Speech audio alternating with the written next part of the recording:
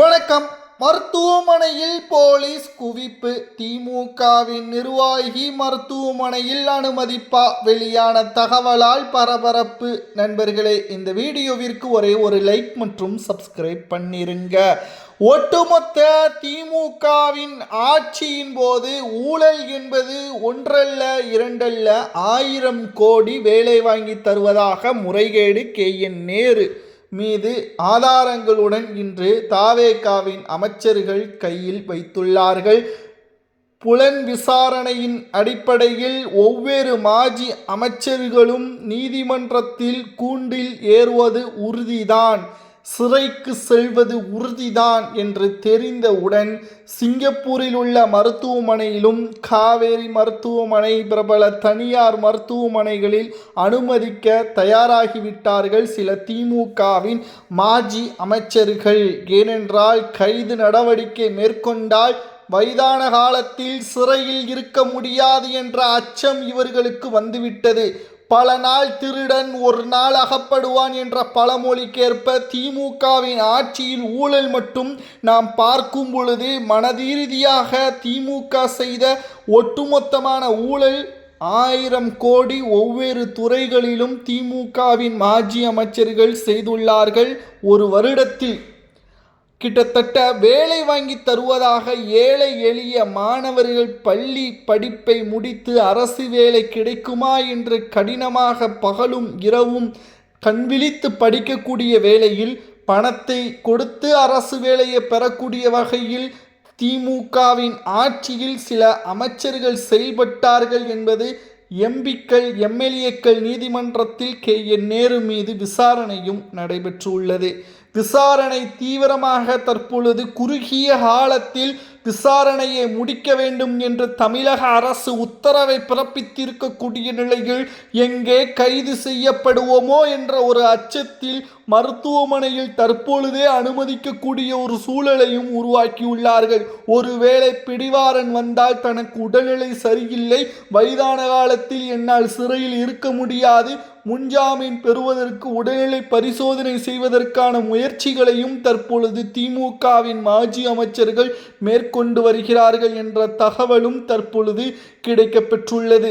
திராவிட முன்னேற்ற கழகத்தின் ஆட்சியில் ஒருவரல்ல இருவரல்ல 37 கேபினட் அமைச்சர்களில் 34 பேர் மிகப்பெரிய ஊழல்கள் சிக்கியுள்ளதை ஆதாரத்துடன் முதல்வர் விஜய் அவர்களது டேபிளில் இருக்கிறது.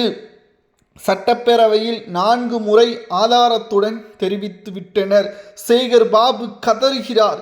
உதயநிதி அவர்கள் சட்டசபையில் எதிர்க்கட்சி தலைவர் என்ற அந்தஸ்து கூட இல்லாமல் சிறுபிள்ளைத்தனமாக வாதாடுகிறார் என்றும் சமூக வலைதளங்களில் பதிவுகளையும் நம்மால் பார்க்க முடிகிறது. 3 மணி நேரம் கழிவறையில் கைதுக்கு பயந்து இருந்தவர் எல்லாம் எதிர்க்கட்சி தலைவரா? மக்கள் மத்தியில் எதிர்க்கட்சி தலைவராக இருக்கக்கூடியவர்கள் மக்களின் நலனுக்காக சட்டசபையில் பேச வேண்டும்.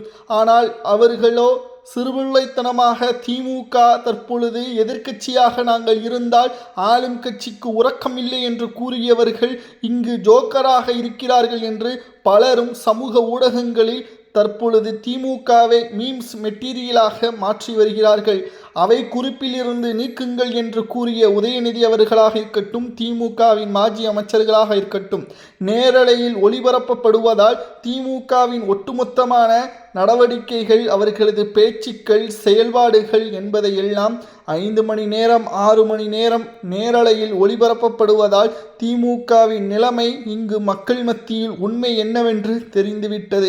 கடந்த கால அதிமுகவின் ஆட்சியிலும் மறைந்த முன்னாள் முதல்வர் ஜெயலலிதா அவர்களுக்கும் இதே நிலைமைதான். திமுகவினர்களால் எதிர்க்கட்சியாக திமுக இருந்தபொழுது மிகவும் மோசமான முறையில் விமர்சனம் செய்தார்கள் என்பதையும் நம்மால் இப்பொழுது புரிந்து கொள்ள முடிகிறது.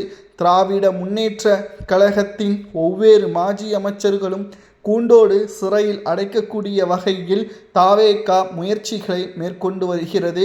கைதுக்கு பயந்து மருத்துவமனையில் அனுமதிக்க முயற்சிகளை மேற்கொண்டு வருகிறார்கள். இவர்களது மருத்துவ பரிசோதனை ரிப்போர்ட்டை நிச்சயம் காவல்துறையினரோ நீதிமன்றமோ நம்பக்கூடாது.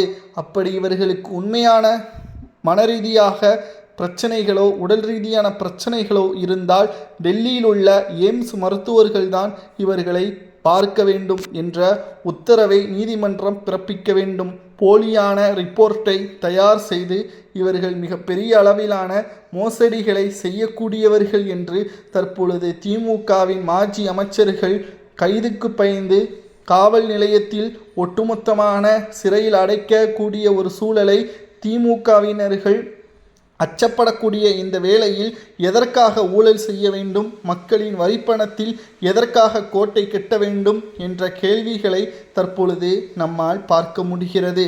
மேலும் இதில் ஒருவரல்ல இருவரல்ல, குடும்பமாக சிறையில் அடைக்கக்கூடிய சூழல் உருவாகும். ஏனென்றால் பினாமிகளது பெயரில் இவர்களது சொத்துக்கள் அனைத்தும் பிரித்து தனது கட்டுப்பாட்டில் வைப்பதற்கு முயற்சிகளையும் திமுகவின் மாஜி அமைச்சர்கள் மேற்கொண்டுள்ளனர். இந்து அறநிலைத்துறை அமைச்சராக இருந்த சேகர் பாபு அவர்கள் கோவில் நிலங்கள் நகைகள் பற்றியான தகவல்களை இன்று சட்டப்பேரவையில் அதற்கான அமைச்சர் ரமேஷ் அவர்கள் கேட்டபொழுது, அது எல்லாம் எனக்கு தெரியாது, வேண்டுமானால் வழக்கு தொடருங்கள், நீதிமன்றத்தில் நான் பார்த்து கொள்கிறேன் என்று தெனாவட்டாக பேசியுள்ளார்.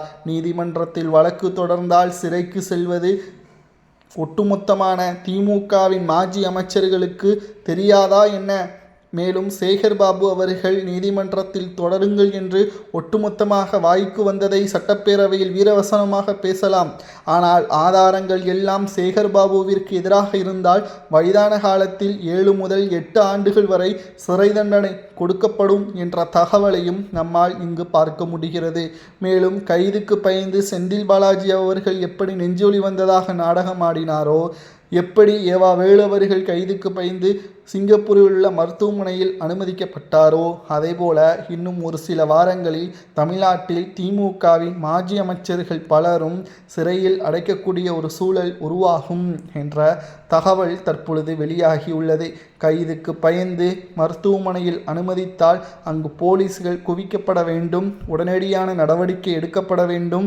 இவர்கள் கைதுக்கு பயந்து நாடகமாடினால் அவர்களுக்கான உரிய தண்டனையை பெற்றுக் கொடுக்க வேண்டும். மக்களின் வரிப்பணத்தை தொட்டவர்கள், அதை அனுபவித்தவர்கள் நிச்சயம் அதற்கான தண்டனையை பெற வேண்டும் என்பதுதான் மக்களின் கோரிக்கையாக தற்பொழுது இருக்கிறது. சட்டப்பேரவையில் எதிர்க்கட்சியாக ஆக்கப்பூர்வமான கேள்விகளை கேட்பார்கள் என்று பார்த்தால் அங்கு மீம்ஸ் மெட்டீரியலாக திமுகவின் எம்எல்ஏக்கள் இருப்பதாக சமூக ஊடகங்களில் கருத்துக்களை நம்மால் பார்க்க முடிகிறது. இதை பற்றி உங்களது கருத்துக்களை மறக்காம கமெண்ட் வாயிலாக கூறுங்கள். உதயநிதி அவர்களும் சரி, திமுகவின் வயதான மூத்த மாஜி அமைச்சர்களாக இருந்தாலும் சரி, கைதுக்கு பயந்து மருத்துவமனையில் அனுமதிக்கப்பட்டால் அவர்களுக்கான நடவடிக்கை என்ன எடுக்கலாம் என்பதை கமெண்ட் வாயிலாக மறக்காமல் கூறுங்கள். நன்றி, வணக்கம்.